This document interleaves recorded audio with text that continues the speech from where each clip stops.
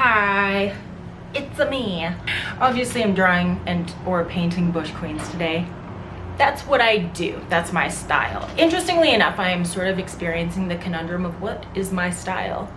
And I'm not thinking of, like, from an artist standpoint, bush queens are my style, and doing them in acrylic is my current style, my current method of making them. But YouTube-wise, I don't know how or what to film. Like, I like just filming the painting process and then doing a voiceover. Those are my favorite kind of videos to watch. But I find myself struggling to turn on the camera and all that. Anyway, I'm gonna do it today. I guess we're just gonna see what happens together. Okay, so here's what happened. I ended up drawing this really cool sketch of a roller skater girl, and my whole concept behind her was pretty much just I wanted to be this girl for so much of my life. And in my case, she would have had a skateboard, but I decided to put her on these sort of vintage roller skates because those things are having a resurgence. It is trendy again to be good at roller skating, and it is, in my opinion, very, very cool. So this girl is absolutely in a different time. Like, I gave her an iPod, like a large chunky iPod over there that's physically connected by wire to a speaker. And the reason for that is because back in the day when I wanted to be a girl like this, that's what we had. It was in the era of iPods and speakers brought everywhere so that you could have music. So yeah, this chick is just, she is living some sort of a teenage dream. And initially I thought of adding a couple more things, like some knee pads, or even I started to think it would be cute if she had like scraped knees. But then I ultimately decided, no, she doesn't fall. This girl is good at this. Like, she just doesn't require all the PPE that beginners might require because she is so talented. She is the best roller skater in the neighborhood. And I didn't put too much detail into where she was. I thought about painting an entire background to maybe clearly emphasize the fact that she's somewhere hot. She's like in Arizona or like Baja. And I just decided against it. I have back and forth feelings about doing that with my queens because ultimately I want the bush queen to be the forefront of the piece always. The queen is the focal point. Like, it doesn't matter where they are or what they're doing. I like giving them little accessories and stuff like backpacks and Slurpees and iPods, all that. But when it comes down to painting environments and worlds and sceneries, that's not really my jam with these. And if anything, I could see myself maybe putting some very vague looking watercolor background elements to something like this, just to make sure that she really stands out. But I really just didn't want to with this. Like, even the ledge that she's sitting on is supposed to be an empty pool, so that's the story that I came up with. She's alone. Like, she's not at the skate park making a scene. She doesn't care about stuff like that. Like, she's probably the coolest girl in school, but she doesn't really, hang in a crowd. Like, she is solo cool. Oh, also, I wonder if the new generation of girls in sports know about this. So I wanted to do her hair in a specific way. I'm not sure if this is something that the roller skater girls are doing, but the way that there are two strands of hair, one on either side of her face, that is something that even now, like if you watch the Olympics this winter, all of the snowboard girls and the skiers, I'm pretty sure, well, at least the snowboard girls, had a piece pulled out in front of their face. Do not be offended by what that's called, please. I didn't invent the term. Those are lovingly referred to as slut strands, which I still think is like the most iconic name for anything.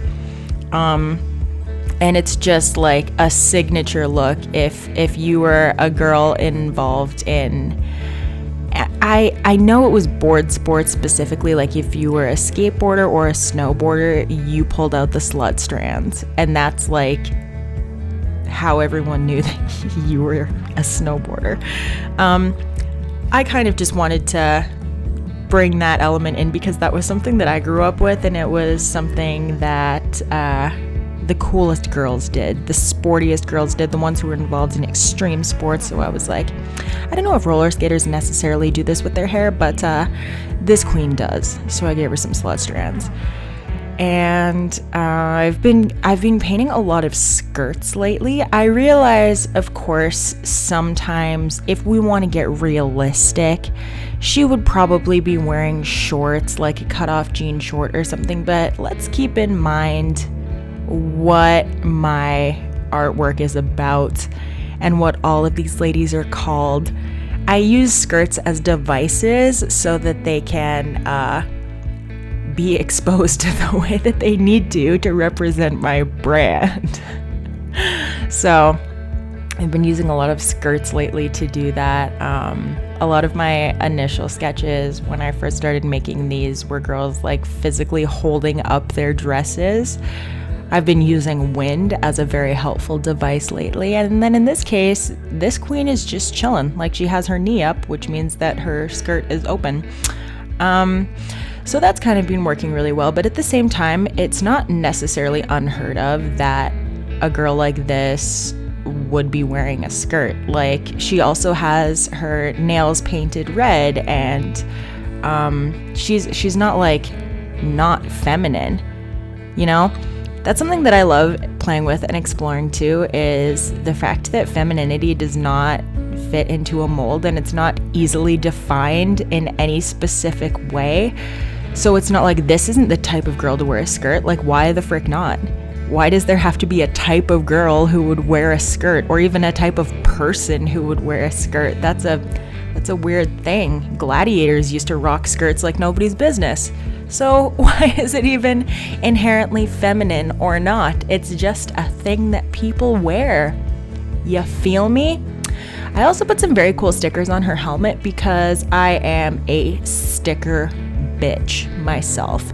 That is something that I love and appreciate about the YouTube art community so much, because until I found that, I didn't realize that other grown-up people loved stickers as much as I do.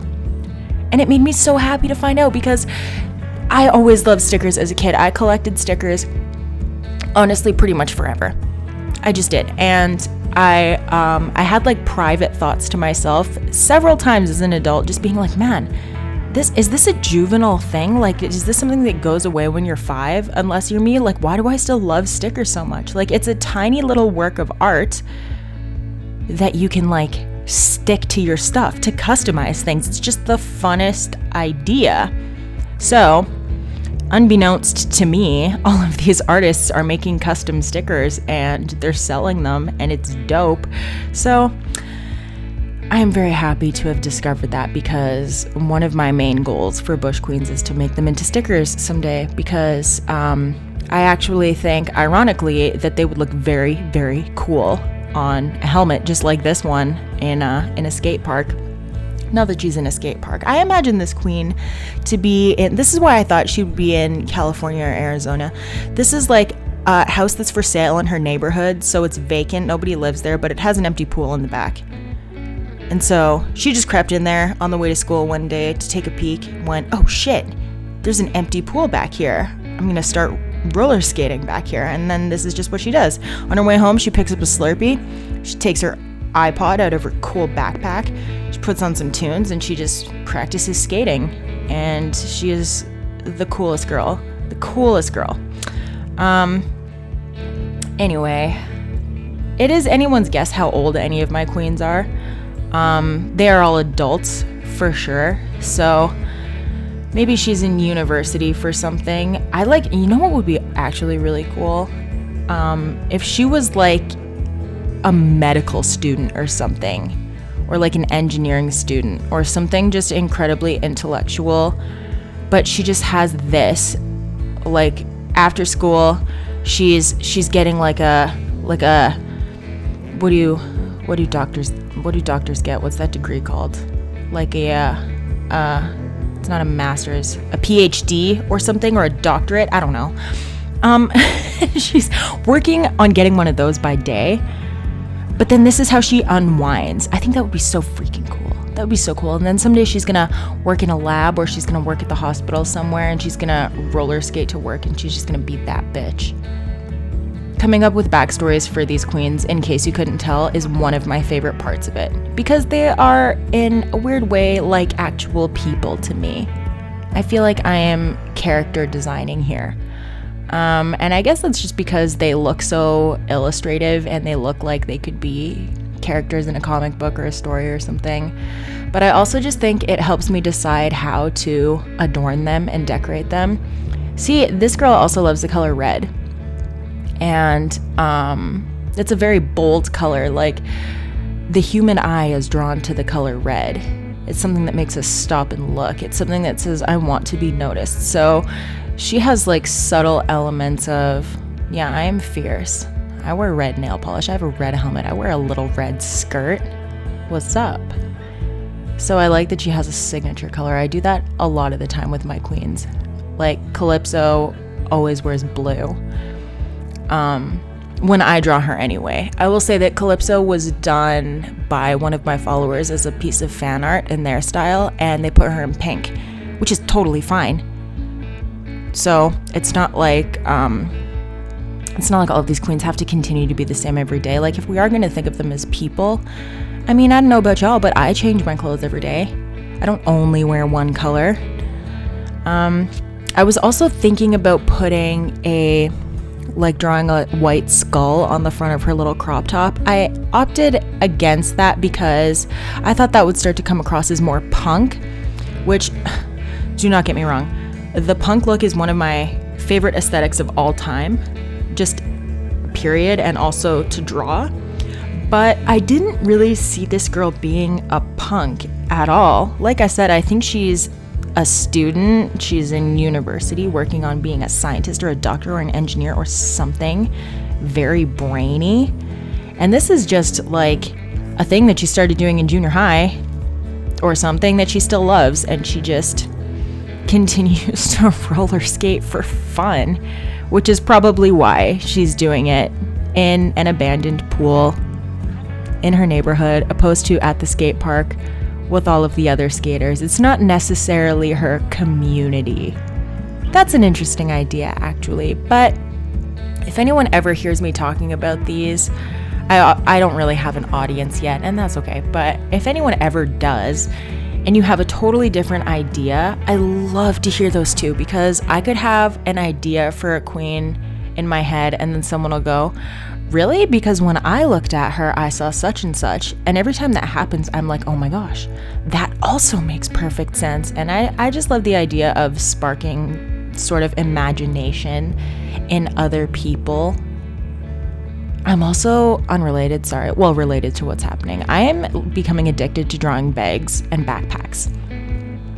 I don't know why. I just think they're a fun little accessory, and obviously women are known for needing to always have a bag or a backpack or a purse of some kind because we famously don't have pockets. So as somebody who illustrates women, it makes sense that is one of the main accessories that I end up painting.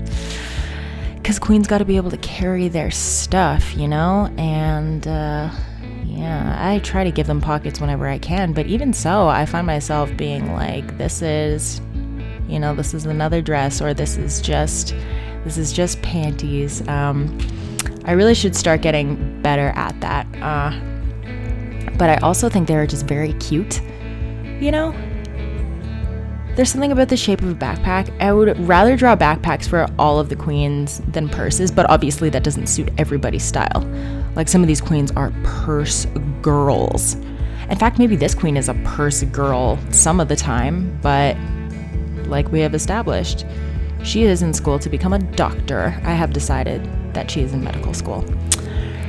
And she carries all of her stuff in a backpack because that's just what she does. And it's a very cool little blue and pink JackSport or something. And she of course has a Slurpee because, listen, again, this was inspired by who I wanted to be when I was younger. The older girls that I looked up to for being cool, for being talented in an extreme sport. And what I loved back then when I was thinking about this kind of thing was Slurpees. We lived down the street from a 7-Eleven and we Slurpeed so freaking much. So I like to just throw in little elements of familiarity from my own life in these things, because like that's something that anyone can probably relate to if you make art.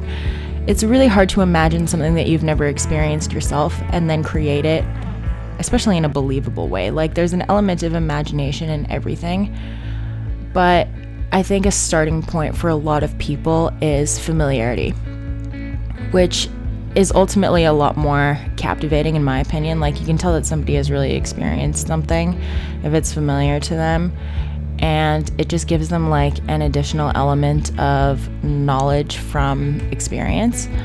So even if it's just like something like a certain style, like how I love stickers, or I love Slurpees, or I used to have an iPod, just dumb little stuff like that, you can kind of just look at it and be like, oh yeah, that was totally a part of their life, wasn't it?